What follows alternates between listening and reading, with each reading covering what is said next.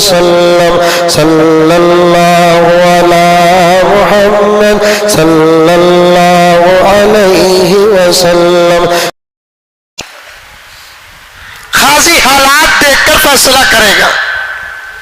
جو ناحق تھا اسے ناحق کا فیصلہ سنا دیا، جو حق پر تھا اس کا حق کا فیصلہ سنا دیا. اور لوگ حق کے فیصلے ضرور قبول کر لیتے ہیں، ناحق کے فیصلے قبول نہیں کرتے. میرے خلاف میں اگر کوئی فیصلہ سنا دے تو وہ بہت غلط فیصلہ کرنے والا سمجھتے نہیں سمجھتے. میاں بیوی کا تکرار ہوا،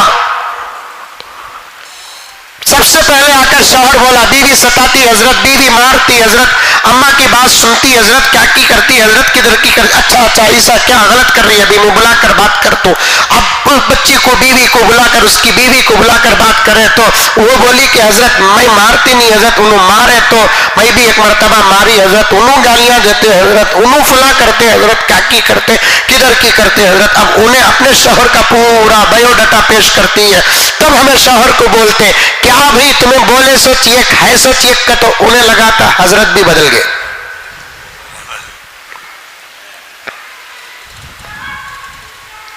ہم ہمارے طرف کے فیصلے سننا پسند کرتے ہیں. جب قاضی حالات دیکھ کر فیصلہ سنائے، خدا نہ خواستہ وہ فیصلہ ہمارے خلاف میں ہو تو ہم قاضی ہی کو برا کہتے ہیں.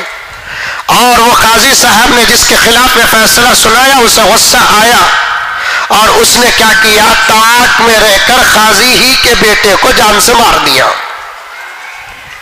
بدلہ لیا. جیسے ہی قاضی کے بیٹے کو رات کے اندھیرے میں جان سے مارا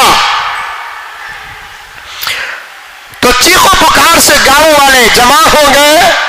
تو قاتل دوڑنے لگا، بھاگنے لگا، پیچھے گاؤں والے، سامنے قاتل. اچانک قاتل ایک دروازہ کھٹکھٹایا، اندر سے ایک بوڑھے میاں نکلے. تو قاتل نے جھوٹ موٹ بول کر گول مال کر کے کہنے لگا کہ جناب میں مظلوم ہوں، کچھ لوگ مجھے مارنے کے لیے بھگاتے آ رہے ہیں، ایک رات کی مجھے ضمانت دے دو، صبح سویرے میں تمہارے گھر سے چلا جاؤں گا. تو اس اللہ کے بندے نے اس قاتل کو اپنے گھر میں ضمانت دی. تھوڑی دیر کے بعد پیچھے بھاگ کر آنے والوں نے وہ دروازہ کھٹکھٹایا، ٹک ٹک ٹک ٹک.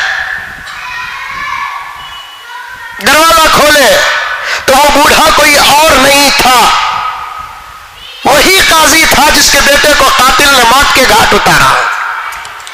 گاؤں والوں نے کہا کہ قاضی صاحب آپ کے بیٹے کا قتل ہو گیا ہے، مجرم ادھر سے گزر رہا تھا، اچانک یہاں آ کر غائب ہو گیا، کہیں آپ کے گھر تو وہ مجرم نہیں آیا. مسلمان کی زبان دیکھو، مسلمان کی زبان دیکھو.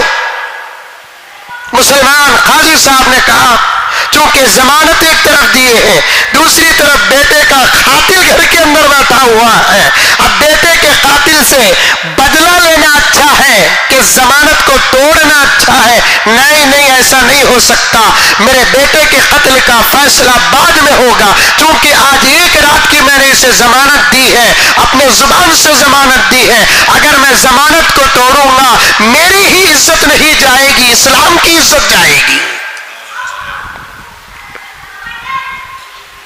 گاؤں والوں کو قاضی صاحب نے کہہ دیا اچھا میرے بیٹے کا قتل ہوا ہے، میں تو کسی مجرم کو نہیں دیکھا.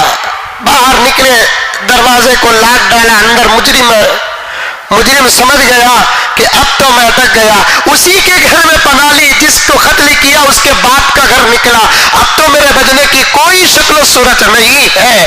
تو اب قاضی صاحب گئے، بچے کی لاش اٹھائی، دوسری جگہ پر رکھا، کچھ کیے، اس سے آگے واقعہ نہیں ملتا، یہاں واقعہ ملتا ہے. قاضی صاحب پھر سیدھے آئے، صبح ہونے سے آدھا گھنٹہ پہلے قاضی صاحب گھر کے اندر تشریف لائے اور دروازہ کھول کے مجرم سے کہا مجھے معلوم ہے کہ تو نے میرے بیٹے کو قتل کیا ہے، لیکن رات کو میں نے تجھے ضمانت دے دی ہے، میرے بچے کے قتل کو معاف کر سکتا ہوں لیکن میرے زبان کے وعدے کو توڑ نہیں سکتا.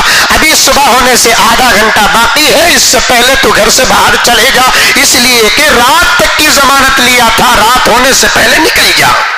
یہ تھی مسلمان کی زبان، یہ تھی مسلمان کی زبان، وعدہ وعدہ۔